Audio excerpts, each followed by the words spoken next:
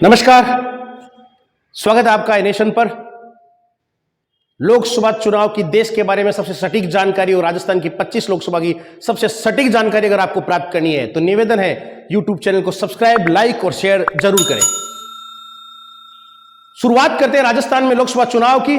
तारीखों के ऐलान के साथ ही प्रत्याशियों ने फॉर्म भरना भी चालू कर दिया और सर्दी से गर्मी का मौसम भी आ रहा है। जिस तरह से गर्मी का मौसम आ रहा है, टेम्परेचर बढ़ रहा है, उसी तरह चुनाव के अंदर भी टेम्परेचर बढ़ रहा है अलग अलग सीट पे, चाहे वो सीट चूरू की हो, चाहे वो सीट नागौर की हो, चाहे सीट बाड़मेर की हो। इतना आसान नहीं है कि 25 की 25 2014 और 2019 के साथ 2023 भी भाजपा दोहरा लेगी।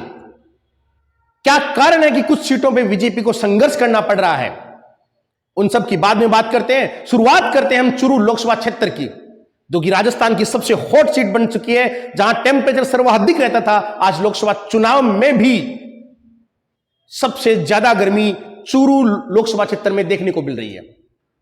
ग्राउंड पे जाओगे तो आपको पता है कि भारतीय जनता पार्टी से सांसद रहे राहुल कस्वाहा भाजपा छोड़ चुके हैं, कांग्रेस से टिकट ला चुके हैं और फार्म भी भर चुके हैं। आज की तारीख में जब आप और मैं बात कर रहे हैं, भारतीय जनता पार्टी ने देवेंद्र झाझड़िया को टिकट दिया है, जो कि खिलाड़ी के तौर पे पूरे राष्ट्र में फेमस है।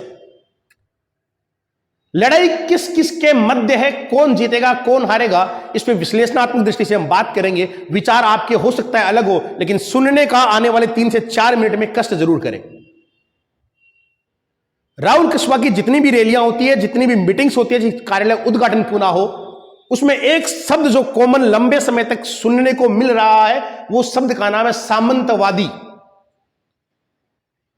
वो सोच, एक तो वो शब्द, दूसरा काका भतीजे की जो लड़ाई।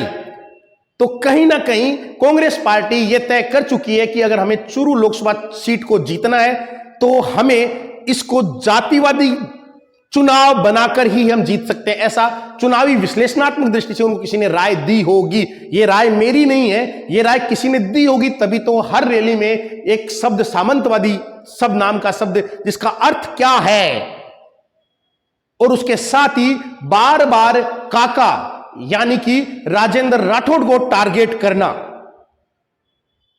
इसका मतलब राहुल कस्वाहा ने अपना टारगेट फिक्स कर लिया है कि मुझे चुनाव कैसे लड़ना है। राहुल कस्वाहा ने नहीं, राहुल कस्वाहा के साथ साथ आदरणीय गोविंद टोडासरा जब चूरू में मीटिंग करने जाते हैं तो वो भी व्यंग्यात्मक शैली में वो ही राजेंद्र राठौड़ को टारगेट करके बोलते हैं कि मैं 6 फीट 2 इंच का इंसान। यानी कि गोविंद टोडासरा खुद चाहते हैं कि ये कहीं ना कहीं लड़ाई राजेंद्र राठौड़ वर्सेस गोविंद टोडासरा या राजेंद्र राठौड़ वर्सेस राहुल कस्वाहा हो जाए। दो पार्टियों की लड़ाई नहीं रहे, नरेंद्र मोदी का कहीं नाम नहीं हो, राष्ट्रवादी सोच और विचारधारा का कोई नाम नहीं हो, बनाए गए राम मंदिर का कहीं जिक्र नहीं हो, धारा 300 हटाने का कार्य की कोई जिक्र नहीं हो। यानी कि कांग्रेस का विजन साफ है कि जितना ज्यादा टारगेट राजेंद्र राठौड़ को करेंगे उतना ज्यादा वोटों का ध्रुवीकरण हो सकता है, ऐसा कांग्रेस सोच रही है। हम इसी तरह बात करते हैं देवेंद्र झाझड़िया की। उनकी किसी भी मीटिंग में आप देखोगे या कहीं भी कार्यालय उद्घाटन देखोगे, कोई और विचार सुनोगे तो उनके विचारों में वही, मैं सीधा साधा सरल इंसान, गांव से उठा हुआ हूं, आपका विकास करूंगा, या फिर नरेंद्र मोदी का विजन लेकर वो सामने आते हैं। देवेंद्र झाझड़िया कहते हैं कि जाट मेरे सामने खड़े हैं, राहुल कस्वाहा वो भी है और जाट परिवार से भी मैं आता हूं, मैं राष्ट्र के विजन को लेकर चल रहा हूं, ऐसा देवेंद्र झाझड़िया का मानना है। वो चाहते हैं कि कहीं ना कहीं टकराव की स्थिति जातिगत नहीं हो, इसमें हम लोग आपस में जो राष्ट्र के नाम पर वोट ले रहे हैं उसके नाम पर ही हमें बोलना चाहिए। मुद्दे साफ है बीजेपी और कांग्रेस के, कार्यकर्ता भी साफ है।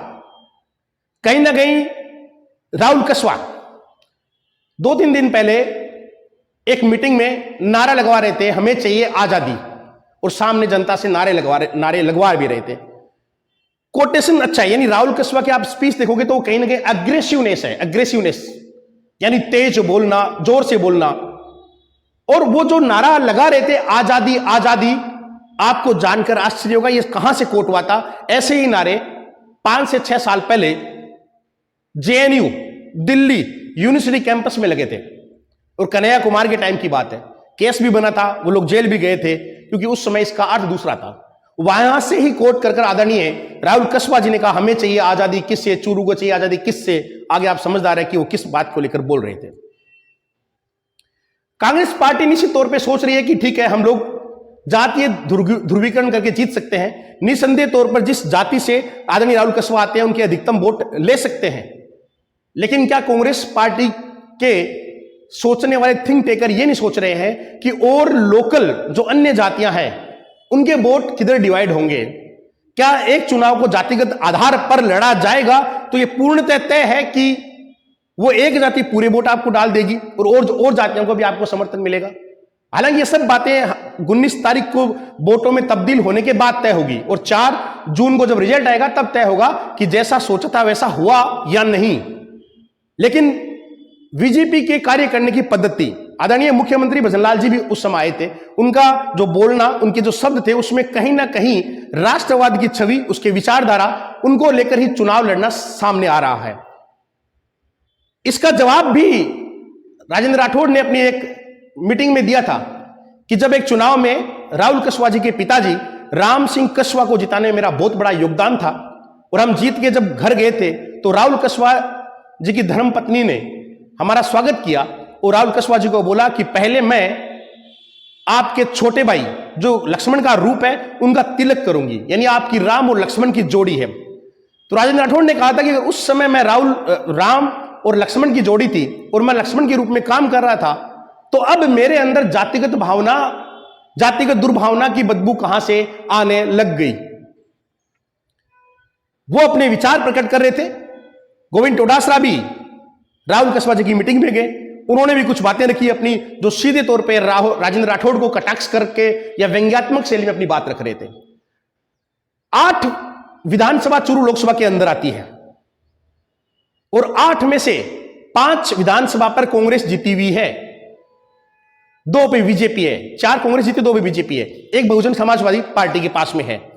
वोटों का गणित अगर राष्ट्रवादी सोच के साथ या नरेंद्र मोदी के नाम पर पड़ेगा तो कहीं ना कहीं राहुल कसवा को थोड़ा नुकसान हो सकता है। लेकिन आज की तारीख में अगर हम बात करें तो कहीं ना कहीं चाहे वो भावनात्मक रूप से या इमोशनल रूप से या लगभग 35 साल से कांग्रेस जिस सीट को हार रही है उसको लेने के लिए अन्य जातिगत वोट जो लंबे समय कांग्रेस में काम कर रहे थे उनको देख के ऐसा लग रहा है कि थोड़ा सा वेटेज राहुल कसवा के पास है। आज की तारीख में कहीं ना कहीं राहुल कसवा आगे नजर आ रहे हैं देवेंद्र झाझड़िया से। लेकिन क्या जो आने वाले 18, 19, 20 दिन है उसमें भी यही सिनेरियो रहेगा? क्या ऐसे ही वोट पड़ेंगे जो दिख रहा है? यह सब आगे की बात है। और चूरू लोकसभा की जब हम बात करें और किसान की बात न करें, यह भी अजीब बात हो सकती है। लगातार 10-15 दिनों से राहुल कसवा बार बात कर रहे हैं कि मैंने किसानों की आवाज उठाई, मैंने ऋण माफ किया, और बदले में देवेंद्र झाझड़िया या बीजेपी काउंटर कर रही है कि ऋण माफ करने वाले कौन थे? नरेंद्र मोदी। बजट कहां से आया? नरेंद्र मोदी। और बीजेपी यहां तक कहती है कि पहली बार कांग्रेस की टिकट पर लड़ रहे उम्मीदवार बीजेपी की सरकार में बीजेपी के द्वारा किए गए कार्यों का श्रेय लेकर जनता से वोट मांगे जा रहे हैं। यह बीजेपी का आरोप है। हां, यह बात मैं स्वीकार करता हूं कि आज की तारीख में पूरे राजस्थान का जो ध्यान है वो चूरू लोकसभा क्षेत्र पर है और धीरे धीरे यह सीट और जैसे जैसे गर्मी का टेम्परेचर बढ़ेगा वैसे वैसे और हॉट होती जाएगी। आरोप प्रत्यारोप का दौर चलता रहेगा, लेकिन जीतेगा कौन यह आपको 4 जून को पता चलेगा। 19 अप्रैल को वोटिंग होगी। हां, यह बात तय है कि आज की तारीख में जब आप और मैं बात कर रहे हैं 29 तारीख को, 29 मार्च को, उस दिन मैं कह रहा हूं आपसे कि राहुल कसवा देवेंद्र झाझड़िया से निश्चित तौर पे एक वेटेज के साथ आगे हैं, मार्जिन लेके चल रहे हैं। कितना और क्या ये कवर कर सकते हैं? क्या चूरू में कार्यकर्ता जनता बीजेपी के इस तरह से काम करेंगे कि राहुल कसवा का जो आज की तारीख में आगे हैं वो पूरा कवर कर लेंगे? यह भविष्य को तय होगा। अगली बारी है रविंद्र भाटी, जैसलमेर बाड़मेर सीट की, जिस पे हम बताएंगे कि क्या खेल हो सकता है बीजेपी के साथ या फिर